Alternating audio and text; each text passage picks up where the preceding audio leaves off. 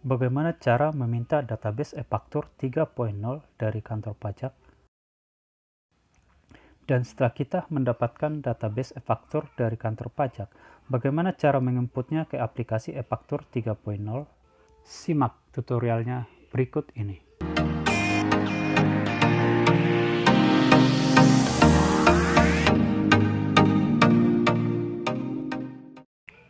Ya, pernahkah Anda mengalami kehilangan database e-faktur dan akhirnya tidak bisa membuat faktur pajak dan juga melaporkan PPN?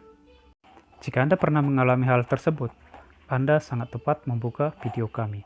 Karena dalam video kami ini, kami akan jelaskan bagaimana cara meminta database e-faktur ke kantor pajak dan bagaimana cara menginputnya kembali setelah kita mendapatkan database e-faktur tersebut ke aplikasi e-faktur kita. Ya, seperti kita ketahui bahwa penyebab kita kehilangan database adalah yang pertama karena mungkin laptop kita rusak, atau juga karena laptop kita hilang. Atau bisa jadi data pajak kita yang selama ini dipegang orang, dia tidak mau memberikan data pajaknya, sehingga kita tidak bisa membuka aplikasi e-faktur kita. Jika kondisinya seperti itu, maka kami sarankan silahkan ajukan permintaan data e-faktur ke kantor pajak. Dan berikut adalah syarat-syaratnya. Yang pertama adalah silakan mengisi formulir seperti yang ada di bawah ini. Kami akan menjelaskan bagaimana cara mengisinya. Yang pertama, silakan mengisi nomor surat. Jadi setiap kita ada surat keluar dari perusahaan kita pasti ada nomor suratnya. Sebagai contoh, nomor surat adalah sebagai berikut.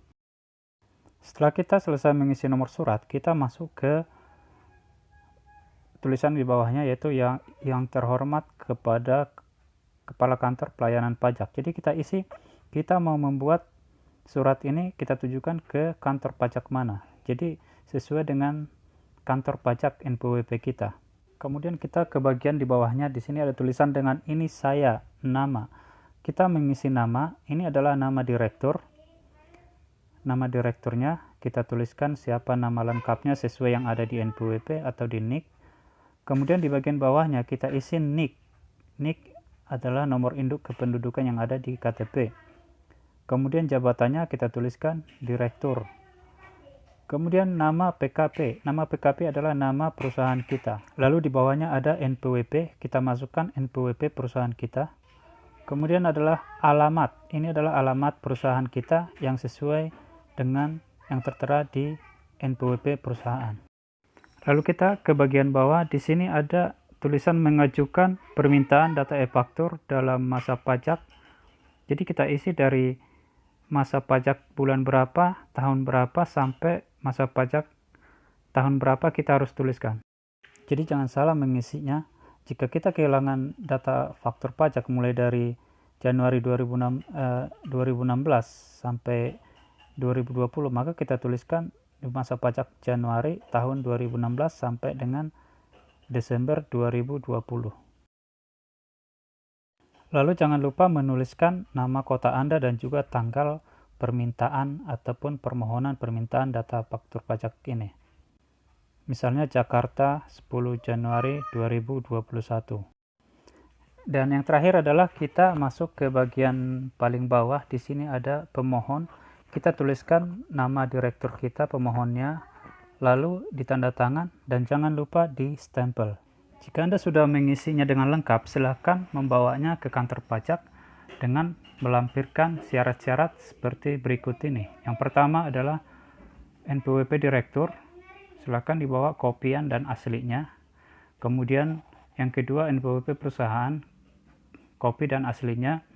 Yang ketiga adalah KTP direktur, kopi dan aslinya. Dan yang keempat, stempel perusahaan. Kemudian yang kelima, membawa flash disk ataupun CD. Ini fungsinya atau gunanya adalah karena kita nanti akan meminta faktur pajak dan akan dimasukkan ke flash disk ataupun ke CD yang kita bawa. Dan yang keenam adalah yaitu syarat yang formulir yang tadi, yaitu surat permintaan data e-faktur. Jika semua sudah lengkap, silahkan Anda ke kantor pajak, tapi jangan lupa untuk mengambil nomor antrian secara online. Jika Anda belum paham, bisa melihat di video kami gambarnya seperti ini, ada di video kami. Untuk NPWP ataupun KTP asli sebenarnya tidak selalu diminta ya, tapi hanya untuk menjaga-jaga, karena fotokopiannya juga sudah cukup, cuman untuk berjaga-jaga siapa tahu petugas pajak meminta yang aslinya. Setelah Anda sampai di kantor pajak, silahkan masukkan ke bagian TPT, bagian kepelayanan, dan nanti akan diproses di sana. Dan untuk pengalaman kami hanya hari itu juga jadi, bahkan jika tidak terlalu ramai bisa sejam sudah langsung dapat database e-faktur yang kita minta.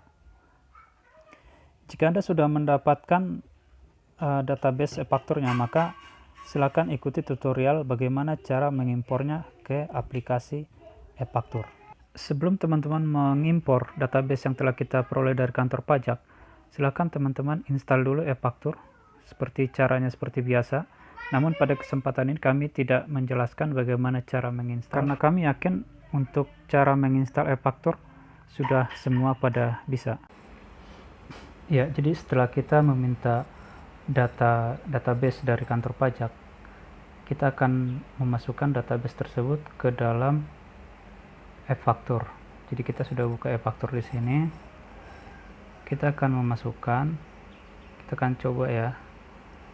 Jadi kita buka faktur pajak keluaran, kemudian kita klik impor, kemudian kita akan cari file yang kita dapat dari kantor pajak.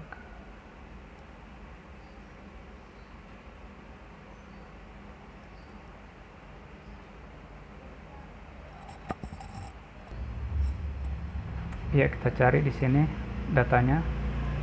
Ya, ini jadi bentuknya masih WinRAR ya. Langsung kita klik open.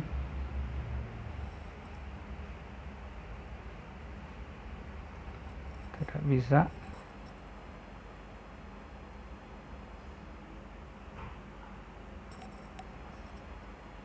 Ya, kita akan coba untuk impor. Kita ke faktur pajak keluaran, lalu ke impor. Kemudian kita open file. Kita open file dulu ya. Ya, lalu kita buka filenya. Ya, ini adalah file dari kantor pajak yang kami terima. Ini bentuknya masih RAR. Lalu kita klik aja open. Kita tunggu. Lalu kita klik proses impor. Kita klik proses impor.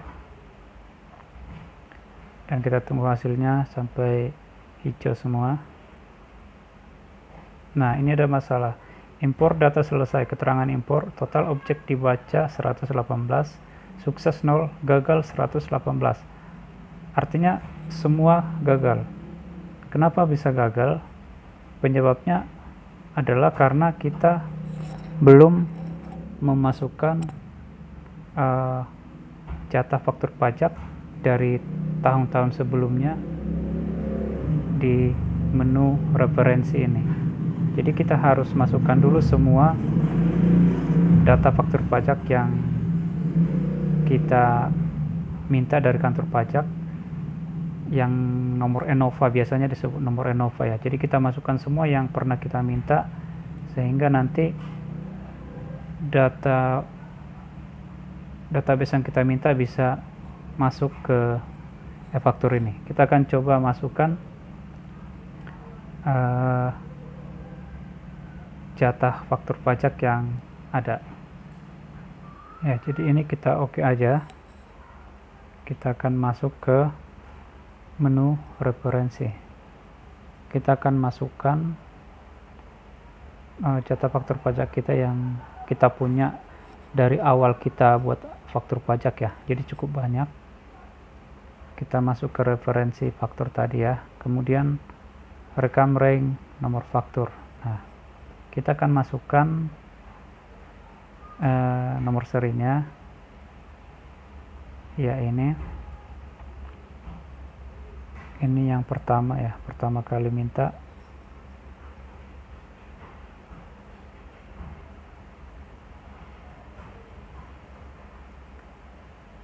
Kita masukkan semua sehingga nanti bisa faktur pajak yang kita input, yang kita minta database-nya bisa masuk ke aplikasi e-faktur ini. Kita klik aja rekam faktur, berhasil direkam, udah berhasil direkam ya. Kemudian untuk selanjutnya semua kita input seperti ini. Nah, untuk siapa tahu teman-teman tidak menyimpan rank faktur pajak seperti ini bisa kita ambil dari Enova. Jadi kita ke Enova, kemudian kita ke riwayat permintaan nomor seri faktur pajak. Jadi ini kita download aja satu persatu.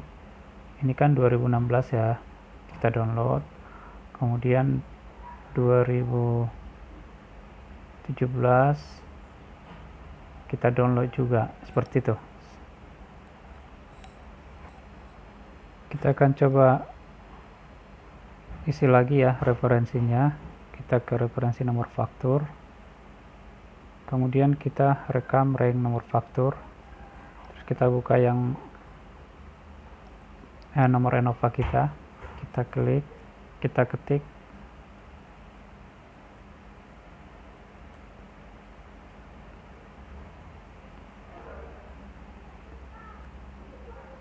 jangan sampai salah.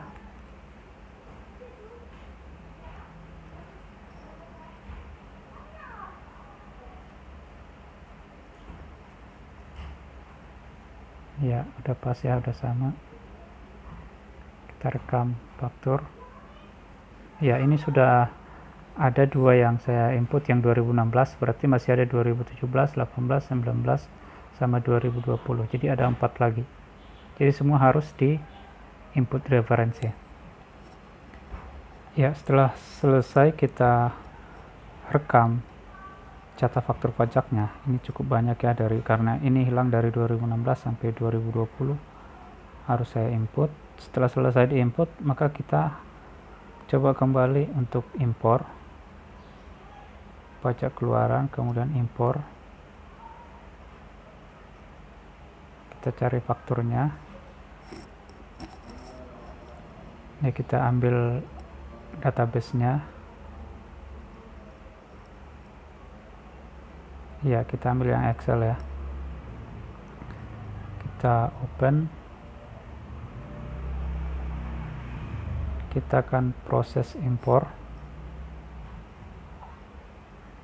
Kita tunggu saja. Ini yang merah masih sisa yang tadi ya, yang pertama tadi, sebelum kita input nomor Enova-nya. Ini kita tunggu saja sampai hijau. Apakah semuanya terinput? Ya, ini adalah hasilnya, bahwa total objek yang dibaca 118 dan sukses 118, artinya semua sukses. Kita sudah sukses untuk memasukkan database yang hilang itu, yang telah kita minta ke kantor pajak, dan semua faktur pajak telah masuk kembali ke aplikasi e-faktur. Kita oke aja. Ini kita close. Kemudian kita akan coba cek apakah benar sudah masuk. Kita lihat di sini. Kita perbarui tampilan. Kemudian kita perbesar. Ini udah masuk semua. Udah masuk, dan kita sudah berhasil memasukkan data-data faktur pajak yang hilang tersebut. Ya, itu saja tutorial bagaimana cara mengimpor database yang kita minta dari kantor pajak. Mudah-mudahan bermanfaat. Semoga Anda sukses.